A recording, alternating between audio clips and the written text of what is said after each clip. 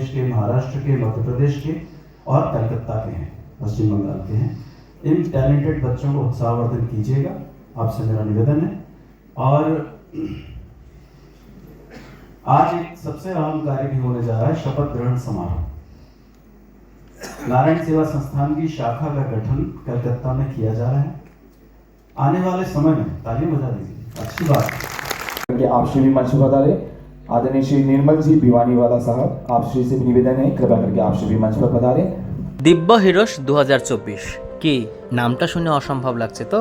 না না, এই অসম্ভব ভাবনাকে যারা সম্ভব করেছেন তারা আর কেউ নয়, প্রতিবারের মতন এবারেও নারায়ণ সেবা সংস্থার পক্ষ থেকে কলকাতার আলিপুরে ধনধান্য অডিটোরিয়ামে দিব্যদের নিয়ে হয়ে গেল 2024-এর দারুণ ট্যালেন্ট শো। কেউ কেউ উভয় পা ছাড়া, কেউ কেউ এক পা বা বাহু বা ক্রাচ এবং হুইল চেয়ারের উপর নির্ভরশীল করে প্রতিটি শিল্পীরা তারা উৎসাহ এবং আবেগে বেড়ে গেছিল। তাদের মনোমুগ্ধকর পরিবেশনা সকল উপস্থিতদের মন জয় করে। প্রতিভাবান ভিন্নভাবে অক্ষম শিল্পীদের উৎসাহিত করতে এবং সাধুবাদ জানাতে 500 জনেরও বেশি লোক উপস্থিত ছিলেন।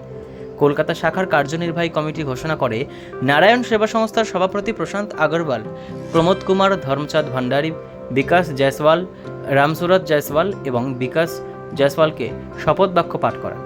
প্রদীপ প্রজ্বলন ও গণেশ বন্দনা পরিবেশনের মধ্যে দিয়ে শুরু হয় এই ট্যালেন্ট শো। পশ্চিমবঙ্গ থেকে শুভম এবং তার দল দেখিয়েছে যে তারা কারো পিছনে নেই। এমপি থেকে জগদীশ প্যাটেল এবং গুজরাটের কমলেশ প্যাটেল হুইল চেয়ারে আশ্চর্যজনক একক নৃত্য, স্টান্ট এবং পারফরমেন্স প্রদর্শন করেছেন। 10 ফুটের খুঁটি থেকে ভারত মাতার প্রতি জগদীশের অভিবাদন সবার মধ্যে দেশপ্রেমের বোধ জাগিয়েছে। রাজস্থানের পলক সিং একটি কৃত্রিম অঙ্গ নিয়ে পারফর্ম করেছেন এবং রাজস্থানী লোকনৃত্য পরিবেশন দর্শকদের রাজস্থানের সমৃদ্ধ সাংস্কৃতিক ঐতিহ্যের আভাস দিয়েছে। এরপরে কৃত্রিম অঙ্গসহ অক্ষম ব্যক্তিরা একটি কৃষ্ণ নৃত্য এবং কুচকাওয়াজ পরিবেশন করেন।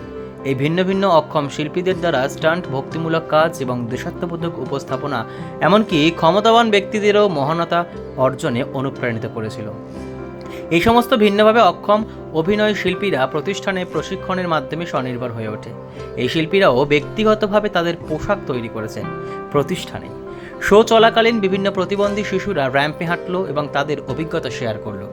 বিভিন্ন প্রতিবন্ধী ব্যক্তিদের আত্মবিশ্বাস, দক্ষতা ও মনোবলে মিলনায়তনের পরিবেশ হয়ে ওঠে প্রাণবন্ত।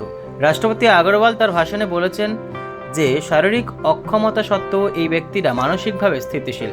তিনি জোর দিয়েছিলেন যে এই ভিন্নভাবে অক্ষম শিল্পীরা সমাজ এবং অন্যান্য ভিন্নভাবে অক্ষম ব্যক্তিদের জন্য অনুপ্রেরণামূলক ব্যক্তিত্ব হিসেবে কাজ করবে। আর যেমন কথা ঠিক তেমনই কাজ। তিনি আরও হাইলাইট করেছেন যে নারায়ণ সেবা সংস্থা বিভিন্নভাবে অক্ষমদের প্রতিভা এবং শক্তিকে স্বীকৃতি দেওয়ার জন্য নিবেদিত হয়েছে এবং বছরের পর বছর ধরে এই ধরনের 350টিরও বেশি দিব্যাঙ্গ শিল্পীদের একটি প্ল্যাটফর্ম প্রদান করেছে। পশ্চিমবঙ্গের শিলিগুড়িতে গ্র্যান্ড ক্যাম্পের আয়োজন করার পাশাপাশি তিনি 1000 জন ভিন্নভাবে অক্ষম ব্যক্তিদের ক্ষমতায়নের পরিকল্পনাও ঘোষণা করেছিলেন। এই প্রতিভা প্রদর্শনীতে 30 জন ভিন্ন অক্ষম শিল্পী অংশগ্রহণ করেন। ধনধান্য অডিটোরিয়াম থেকে শানু দাস ও সত্যদীপ সিং এর রিপোর্ট, জনতার কণ্ঠ, চোখ রাখে খবরে। पूरे भारतवर्ष में और भारतवर्ष के बाहर भी दिव्यांग fashion and talent show organise किए जाते हैं। इसमें वो दिव्यांग हैं जो संस्थान में या तो ऑपरेशन हुए हैं उनके, या लिम्स लगे हैं, या फिर वो सेवाएं दे रहे हैं लगातार। तकरीबन 65 दिव्यांगों का समूह है, 65।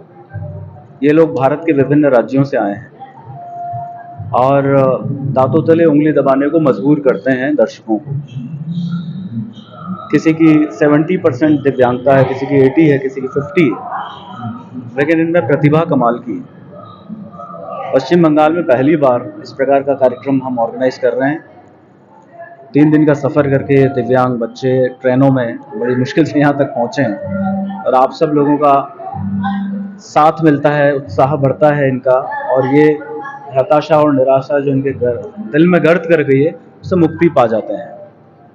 और हमारा आने वाले समय में ये रुचि है, इंटरेस्ट है कि पश्चिम बंगाल में कोई भी दिव्यांग दिव्यांगता की वजह से पीड़ा न पाए। या तो वो ऑपरेशन करा के अपने पैरों पर चले, काम सीखे, लिम्स लगाकर अच्छे से पैरों पर चले, विवाह करे और सुखी गृहस्थ जीवन जिए जैसे हम लोग जीते हैं।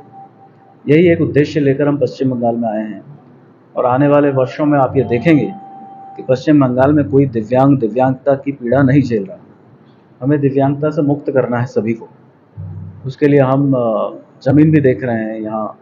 जब ज़मीन हम ले लेंगे तो उस पर भवन बनाएंगे और जो उदयपुर में नारायण सेवा संस्थान राजस्थान में काम कर रहा है, सर्जरी के अलावा सारे काम यहाँ हो पाएंगे। यहाँ लिम्स बन पाएंगे, फिजियोथेरेपी हो पाएगी, वोकेशनल ट्रेनिंग सेंटर्स के द्वारा अलग अलग courses, mobile repairing, plumbing, carpentry, सिलाई, कंप्यूटर सिखाए जाएंगे और यहाँ दिव्यांग बच्चों के सर्वांगीण उत्थान किया जाएगा। यही भावना लेकर हम आपके समक्ष आए हैं। आप सब लोगों का साथ चाहिए ताकि हम अपने दिव्यांग भाइयों को हमारे समकक्ष खड़ा कर सकें।